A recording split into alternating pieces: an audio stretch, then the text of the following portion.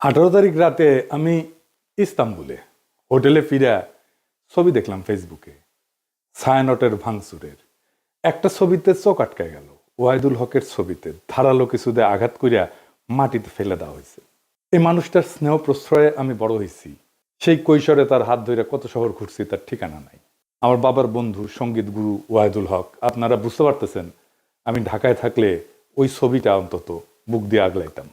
ছাত্র ইউনিয়ন সিপিবিআর ওয়াহিদুল হকের লেসপেন্সার হওয়ার কারণে ছায়ানটের এই ঘটনা এক বিচিত্র অনুভূতির সামনে এনে আমাকে ফেলছে।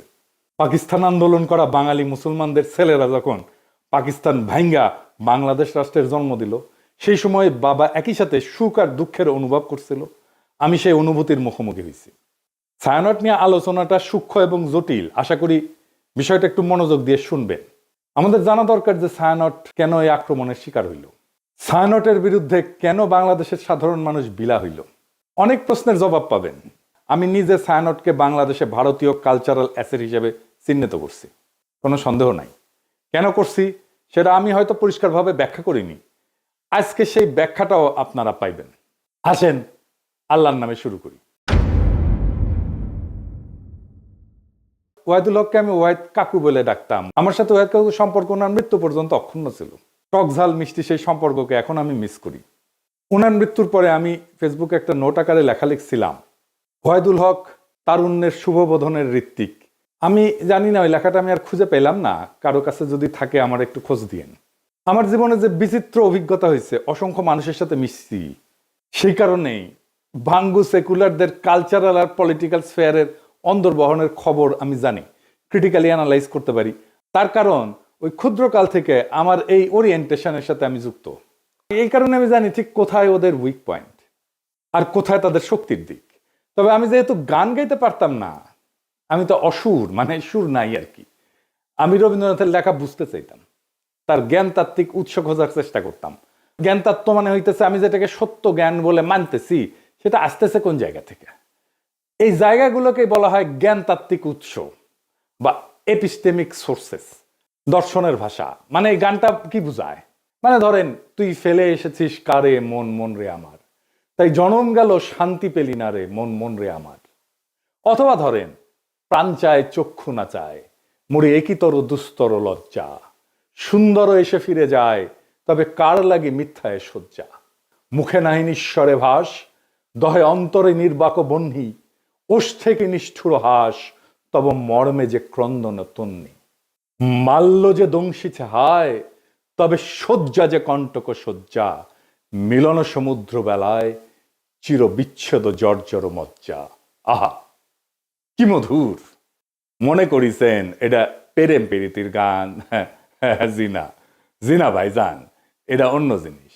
আমার একটা বই আছে রবীন্দ্রনাথ অন্য আলোয়, রবীন্দ্রনাথের অনেক গানের অর্থ ওইখানে ব্যাখ্যা করেছি। একদিন দরকার হইলে যদি টাইম পাই তাহলে একটা এপিসোড করে ব্যাখ্যা করতে পারি গান ধরে ধরে এটা কি বুঝায়। তো এই গানের অর্থ আবিষ্কার করতে করতে, তার অন্তর্গত দর্শন খুঁজে বের করতে করতে একসময় আবিষ্কার করলাম রবীন্দ্রনাথ আসলে উপনিষদ। উপনিষদ মানে হিন্দুদের প্রধান ধর্মগ্রন্থ, তার একটা। উপনিষদের কন্টেম্পোরারি বা আধুনিক উপস্থাপনাই হইতেছে রবীন্দ্রনাথ। ওয়াহিদ কাকুর সাথে আলাপগুলা করতেই পারতাম না, আমাকে এই উপনিষদ আর রবীন্দ্রনাথ সংক্রান্ত আলাপগুলা করতেই দিতেন না। একদিন আমি বললাম যে কাকু, ওই যে যদি ঝড়েরও মেঘেরও মতো আমি ধাই চঞ্চল অন্তর, তবে দয়া করো হে ঈশ্বর, এই গানটা তো ঋগ্বেদের।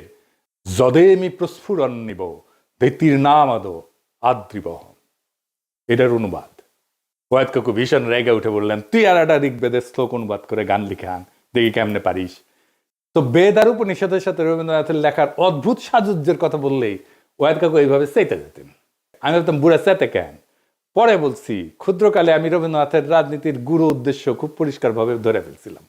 উপনিষদ ঋগ্বেদ পড়তে বাধা নেই, অবশ্যই বাধা নেই, নিশ্চয়ই জ্ঞান অর্জনের জন্য ধর্মগ্রন্থ পড়া উচিত, আলোচনা করা উচিত। আমি সবাইকে উৎসাহ দিই পড়তে সব ধর্মগ্রন্থই, কিন্তু সেটাকে রবীন্দ্রনাথের মুড়ায় পরিবেশনের উদ্দেশ্যটা কি? এইখানে আপনি ছায়ানট প্রতিষ্ঠার উদ্দেশ্য বুঝতে পারবেন। কি সেটা? উদ্দেশ্য হইতেছে এই যে ইন্ডিয়া চায় বাংলাদেশের মুসলমান ধর্মে মুসলমান থাকুক নামে, কিন্তু সে তার ইনার সেলফে, ভিতরে অন্তর্গতভাবে সে ধারণ করবে হিন্দু ওয়ার্ল্ড ভিউ, হিন্দু বিশ্ব দৃষ্টি। আপনি দেখেন যারা রবীন্দ্র অনুরাগী তাদের মধ্যে আপনি মুসলমানদের সহজাত সাহস, শক্তিময়তা, অ্যাডভেঞ্চার প্রিয়তা, দুর্দমনীয় একরোখা মনোভাব খুঁজেই পাবেন না। তারা রাষ্ট্রের সার্বভৌমত্ব লুট হয়ে যাইতেছে, সেখানে সিল করে বেড়ায়, ফুল লতা পাতা নিয়ে বসে আছে, মনে মনে ভাবে বাংলাদেশ ভারতের একটা প্রদেশ হয়ে গেলে তো ভালোই। একজন গভীরভাবে প্র্যাকটিসিং মুসলমান একই সাথে গভীরভাবে রবীন্দ্র অনুরাগী আপনি খুঁজে পাবেন কিনা আমার খুব সন্দেহ আছে। খুব রেয়ার হয়তো খুঁজে পেতে পারেন, খুবই রেয়ার। রবীন্দ্রনাথকে বাংলাদেশের এলিটরা গ্রহণ করছে, সাধারণ মানুষ কখনোই গ্রহণ করেনি এই কারণেই। এই জন্যই এলিটরা ভারতমুখী, এই জন্যই এলিটরা ফ্যাসিবাদের খুঁটি। আমাদের ডিজাস্টার হয়েছে আমার সোনার বাংলাকে জাতীয় সঙ্গীত করার সময়। রবীন্দ্রনাথকে পলিটিক্যাল আর সোভারেন প্রোটেকশন দেওয়া হয়েছে এবং তাকে পবিত্রতা দেওয়া হয়েছে এই জাতীয় সঙ্গীত করার কারণে।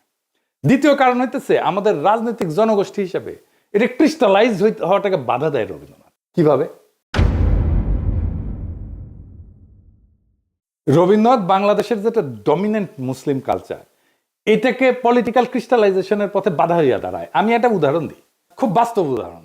সারা দুনিয়ায় আপনার ইন্ডিয়ানরা দেখছেন না, যারা বাইরে থাকেন তারা দেখছেন ইন্ডিয়ানদেরকে, তাদের নানা পার্টি আছে, নানা দল আছে, কংগ্রেস আছে, সিপিএম আছে, বিজেপি আছে, এটা সেটা আছে, মেলা দল আছে, কিন্তু রাজনৈতিক মত পার্থক্য আছে। কিন্তু তা সত্ত্বেও ভারতের প্রশ্নে একটা রাষ্ট্র প্রশ্নে প্রবল হিন্দুত্ববাদ চলতেছে ভারতের। তারপরেও দেখেন মোদি ভারতীয় কমিউনিস্টদের সাথে ব্যক্তিগত সময় কাটায়, হাসি ঠাট্টা করে। আমরা পারি না কেন? আমরা কেন বিভক্ত? আমরা কেন রাজনৈতিক মত পার্থক্য সত্ত্বেও রাষ্ট্র সত্ত্বে এক হইতে পারি না? আমাদের রাষ্ট্র প্রশ্নে একটা হইতে রবীন্দ্রনাথ বাধা দেয়। রবীন্দ্রনাথ যে ওয়ার্ল্ড ভিউ, সেখানে মুসলমান থাকতে পারে না, থাকা সম্ভব না, রবীন্দ্রনাথের লেখালেখির মধ্যে নাই। তাই রবীন্দ্রনাথ প্রভাবিত আমাদের কল্পিত রাজনৈতিক জনগোষ্ঠীর মধ্যে দাড়ি টুপি পরা সাধারণ মুসলমান জায়গা করে নিতে পারে না। অবচেতনে আমাদের এলিটদের রবীন্দ্রনাথ ভাবতে শেখায় ওরা আমাদের মতো না, ওরা আদার। রবীন্দ্রনাথ ভারতে হিন্দু ধর্মকে ভালোবাসতে শেখায়, রবীন্দ্রনাথ বাংলাদেশে মুসলমানদের আদার করে ঘৃণা করতে শেখায়। আপনি একই সাথে উপনিষদ আর কোরআনের গ্লোবাল ভিউকে এক করতে পারবেন না। আপনি কোএক্সিস্ট করতে পারবেন, সহাবস্থান করাইতে পারবেন, কিন্তু এক করতে পারবেন না, এটা অসম্ভব। কিন্তু ইন্ডিয়ানরা চায় এক করে দিতে, এই প্রগতিশীলরা চায় এক করে দিতে, এই ছায়ানট চায় এক করে দিতে। বাংলাদেশে যে রবীন্দ্রনাথ প্রজেক্ট, এটা সঙ্গোপনে হিন্দু ধর্মের ওয়ার্ল্ড ভিউ ঢুকায় দেওয়ার প্রজেক্ট। বাংলাদেশের মুসলমানদের মধ্যে হিন্দু ওয়ার্ল্ড ভিউ আর হিন্দুদের মধ্যে মুসলমান ওয়ার্ল্ড ভিউ ঢুকাই দিলে সমস্যার সমাধান হবে না তো। হিন্দুকে আধা মুসলমান আর মুসলমানদেরকে আধা হিন্দু বানাইলে সমস্যা মিটবে না, সমস্যা বাড়বে। হিন্দুকে হিন্দুই রাখতে হবে, মুসলমানকে মুসলমানই রাখতে হবে। দুই ধর্ম কোএক্সিস্ট করবে, একসাথে থাকবে। দুই ধর্মের ওয়ার্ল্ড ভিউ বা বিশ্ব দেখার দৃষ্টিভঙ্গি কিভাবে আলাদা আর একটু গভীরে যায় বুঝি, সবার একটু মনে থাকবে। তাইলে একেবারে উদাহরণ দিয়া খেয়াল রাখবেন, আমি ভালো বা খারাপ বলতেছি না, কিন্তু বলতেছি আলাদা, দুইটা আলাদা। ধরেন প্রশ্নটা হইতেছে যে দুনিয়াটা কি আসলে, দুনিয়াটাকে এক না বহু? এডিটর সাহেব এটা উপরে লেখেন, দুনিয়াটা এক না বহু। এখন হিন্দু বিশ্ব দৃষ্টিভঙ্গি এটাতে বলে দুনিয়াটা বহু স্তরের, অনেকগুলো স্তর, এটা চক্রাকারে চলমান, সৃষ্টি স্থিতি প্রলয় বারবার ঘটে। সময় ঘড়ির মতো না, সময় ঘড়ির মতো সরল রেখায় যায় না, বরং চাকার মতো। মানে হিন্দু ধর্মে কিন্তু মৃত্যুর পরে আবার জন্ম আছে, জন্মান্তর আছে, আবার জন্ম নেয়, এটি স্বাভাবিক চক্র। আজ যেটা হইতেছে সেটা আগে ঘটছে, একই জিনিস ভবিষ্যতেও ঘটবে, কারণ চক্রাকারে সময় চলে চক্রাকারে। তার মানে পৃথিবী বহুবার সৃষ্টি হয়েছে, বহুবার ধ্বংস হয়েছে, আবারও ধ্বংস হবে। আচ্ছা, এইবারে ইসলামী ওয়ার্ল্ড ভিউ, এখানে বিশ্ব একবারই সৃষ্টি, কিয়ামত একবারই হবে, সময় সোজা লাইনের মতো, সৃষ্টি, জীবন, বিচার, পরকাল, সিম্পল, সিরাতুল মুস্তাকিম। ইতিহাসের একটা শুরু আছে এবং শেষ আছে। এইবার আসেন মানুষ প্রসঙ্গে। মানুষ আসলে কে? মানুষ কি সোল, আত্মাটাই মানুষ, নাকি দায়িত্বশীল ব্যক্তিটা মানুষ? এখানে হিন্দু ওয়ার্ল্ড ভিউ বলে, এদিকে লেখেন, মানুষ মূলত আত্মা, আত্মন বলে সংস্কৃতে। শরীর বদলায়, আত্মা থাকে। আত্মার লক্ষ্য হচ্ছে মুক্তি বা মোক্ষ। আমি এটা মুক্তিযুদ্ধ নিয়ে একটা আলাপটা করছিলাম। এই জগৎ থেকে বাইরে যাওয়ার সহজ উদাহরণ, কারণ এই চক্রের মধ্যে আপনি যখন ঢুকে গেছেন, এটা বাইরে হতে পারলে আপনার মোক্ষ ঘটে না। আপনি একটা পোশাক খুলে আর একটা পোশাক করলেন, পোশাক বদলাইলেন, কিন্তু আপনি বদলাইলেন না তো, তাই না? এই আত্মাই আসলে শরীর বদলায়। আমার মধ্যে যে আত্মা আছে হিন্দু ধর্ম অনুযায়ী, এই আত্মা অনেক দিন থেকে চলে আসতেছে, আমার শরীরে আছে। এখন আমার শরীরটা মরে যাবে, কিন্তু আত্মা বেঁচে থাকবে। এই আত্মার একজন আর একটা শরীরে ঢুকবে, জন্মের নতুন জন্মের মধ্যে দিয়ে, এটাই জন্মান্তর। ওই জন্মে আমি কি হব, সেটা হবে আমি এই জন্মে যত পাপ বা পুণ্য করছি সেটার উপরে ভিত্তি করে আমি বড় লোক হব, গরিব হব, ব্রাহ্মণ হব, শূদ্র হব, যেটা খুশি। এবার ইসলামী ওয়ার্ল্ড ভিউ, মানুষ একক এবং অনন্য ব্যক্তি, এবং এই একটাই জীবনের একমাত্র সুযোগ, এটাই লক্ষ্য। জবাবদিহির মাধ্যমে ন্যায় ভিত্তিক জীবনযাপন করে আমি পরকালে অক্ষয় শান্তি লাভ করতে পারি। এখানে কোনো সেকেন্ড চান্স নাই। আচ্ছা, ভালো কাজ মন্দ কাজ এটা কিভাবে কাজ করে Hindu world view? Hindu world view এটা কর্মফল, মানে আমি যা কাজ করি সেইটার ফল, এটার ভালো মন্দের ফল স্বয়ংক্রিয়, এটা কেউ বিচারক না। কিন্তু দেখেন সেকুলার এবং বামপন্থীরা ওরা কিন্তু একটা কথা বলে, কার্মা ইজ এ বিচ, এই কথা বলে না, মানে কর্মফল, বুঝছেন? ওরা যে আসলে হিন্দু কালচারটাই নেয়, সেটাই হচ্ছে এই কথা। দেখেন অনেকে এটা বলে, আপনি দেখবেন এই আওয়ামী লীগ বাম টাম এগুলা যারা আছে প্রগতিশীল, তারা এটা বলে কার্মা ইজ এ বিচ। তার মানে কর্ম আসলে ফলটা দেয়, কর্মই ফলটা দেয়। আমি যেটা করতেছি এটাই ফল দিবে। ফল পেতে এই জন্মে না হলেও পরের জন্মে আমি ফল পাবো। এমন একটা পাপের জন্ম হবে পরের জন্মে, ওইখানে যে আমি আমার এই আজকের কর্মের ফলটা আমি ওইখানে পাবো, এটা কর্মফল। ইসলামী ওয়ার্ল্ড ভিউটা কি? ভালো মন্দের নৈতিক হিসাব আছে এবং বিচারক খোদা তাআলা, আল্লাহ তাআলা। ইচ্ছা, নিয়ত, প্রেক্ষাপট, এখানে সবকিছু বিবেচনায় আছে, ভালো মন্দের বিবেচনায়।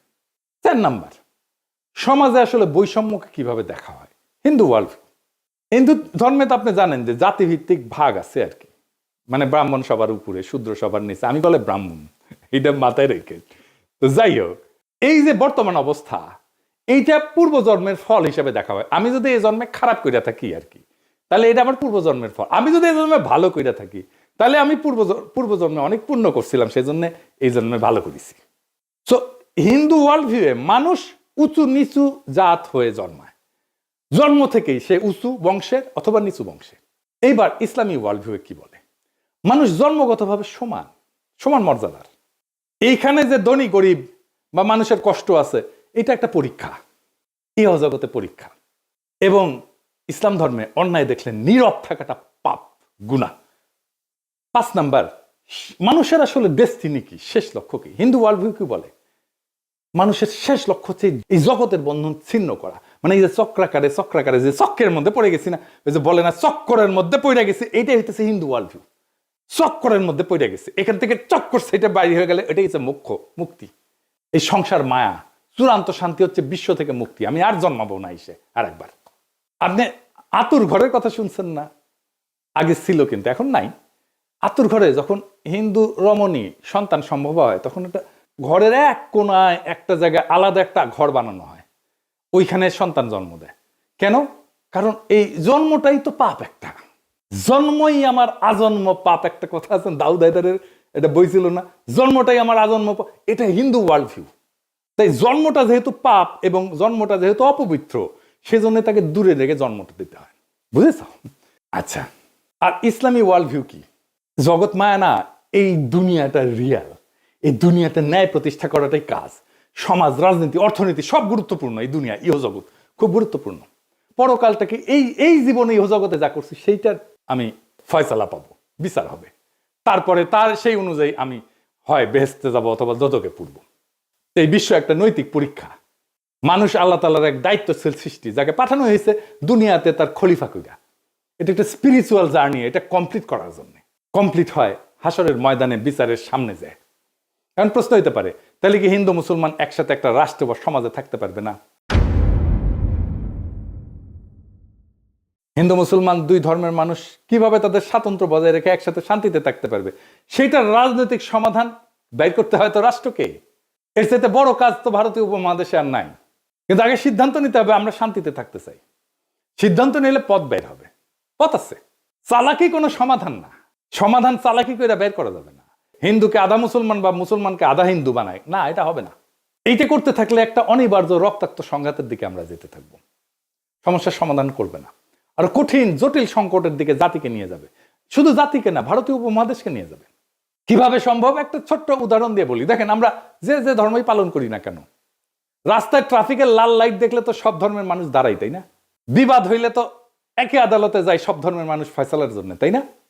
আমরা তো ভোট দিতে হইলে, নেতা নির্বাচন করতে হলে একই ভোট সেন্টারে যাই ভোট দিতে সব ধর্মের মানুষ, তাই না? এটাই নাগরিক হিসেবে একসাথে থাকা। নাগরিকত্বই আমাদেরকে একসাথে বাঁধবে। স্পিরিচুয়াল জার্নি না, আমার ওয়ার্ল্ড ভিউ না, আমার নাগরিকত্ব। আমি যেই যেই জায়গায় আমরা নাগরিক হিসেবে আমি শেয়ার করি সেই জায়গাটা আমাকে বাঁধবে। যাই হোক, আগের আলাপে ফিরে আসি।